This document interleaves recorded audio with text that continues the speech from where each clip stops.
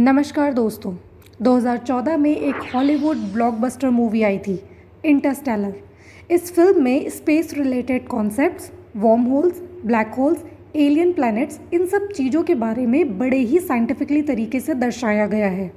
लेकिन सबसे खतरनाक सीन इस फिल्म के एंड में था, जब फिल्म का मेन कैरेक्टर कूपर एक ब्लैक होल में गिर जाते हैं।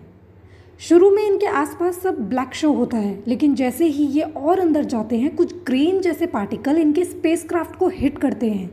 कुछ फ्लैशेस और कुछ चिंगारियां भी इसमें देखने को मिलती है और स्पेसक्राफ्ट में आग लग जाती है और कूपर को मजबूरन स्पेसक्राफ्ट से इजेक्ट करना पड़ता है और फिर ये ब्लैक होल के अंदर चले जाते हैं, बिना स्पेसक्राफ्ट के और अंदर गिरते ही चले जाते हैं।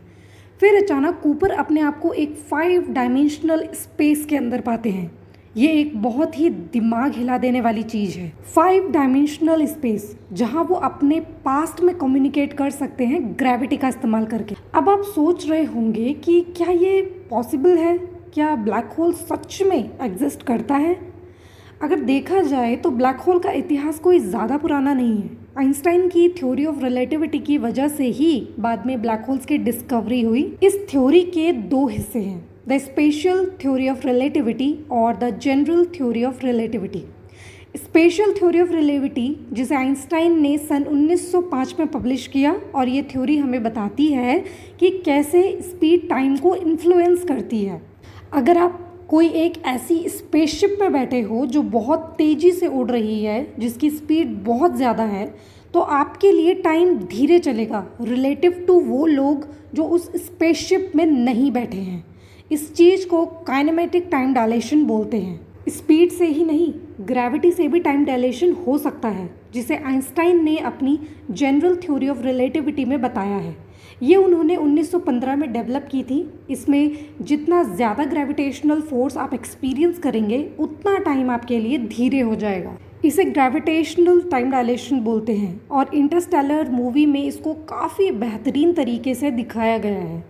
आइंस्टाइन इस चीज़ का विजुअलाइज करने के लिए कहते हैं कि एक स्पेस टाइम का फैब्रिक इमेजिन करो, जिसमें सारे प्लैनेटरी ऑब्जेक्ट्स रखे हुए हैं।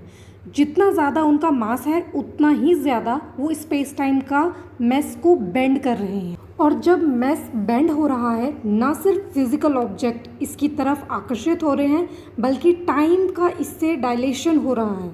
और जो बाकी फॉर्म्स ऑफ एनर्जी हैं, जैसे साउंड, हीट, लाइट, उन सब पर भी ग्रेविटेशन का असर पड़ता है। ग्रेविटेशन से ऑलमोस्ट हर चीज़ पर असर पड़ता है। ग्रेविटेशन के फोर्स से ना सिर्फ फिजिकल ऑब्जेक्ट्स अट्रैक्ट होते हैं, बल्कि हीट, साउंड और लाइट भी अट्रैक्ट होते हैं। तो इसका मतलब ये हुआ कि यूनिवर्स में ऐसे भी ऑब्जेक्ट्स हो सकते हैं जिसमें ग्रेविटेशनल फोर्स इतना ज़्यादा है कि वो लाइट को भी अपने अंदर पूरा एब्जॉर्व कर लेते हैं। और अगर ऐसे कोई ऑब्जेक्ट्स हैं भी, तो वो कम्प्लीटली ब्लैक होंगे या दिखेंगे ही नहीं, क्योंकि लाइट्स भी उनसे बाहर नहीं निकल पाएगी। एग्जैक्टली यही होते हैं ब्लैक होल्स। आइंस्टाइन जब तक जिंदा थे, उन्होंने प्रैक्टिकली कभी ब्लैक होल के कॉन्सेप्ट पे बिलीव ही नहीं किया। फिर आइंस्टाइन के देहांत के बाद इनकी जनरल थ्योरी ऑफ रिलेटिविटी पे कई साइंटिस्ट ने काम किया। इन साइंटिस्ट ने काफ़ी रिसर्च और इक्वेशंस सॉल्व की, तब जाके इन्होंने थ्योरेटिकली माना कि ब्लैक होल जैसी कोई ऑब्जेक्ट भी हो सकती है।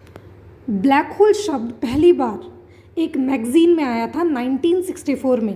बेसिकली ब्लैक होल स्टार्स से बनते हैं, तो इनके सेंटर में कुछ मटेरियल ज़रूर है। जैसे सन भी एक स्टार है। स्टार्स के बीच में न्यूक्लियर फ्यूजन रिएक्शन होते रहते हैं। इन रिएक्शन की वजह से हीट और लाइट प्रोड्यूस होती है।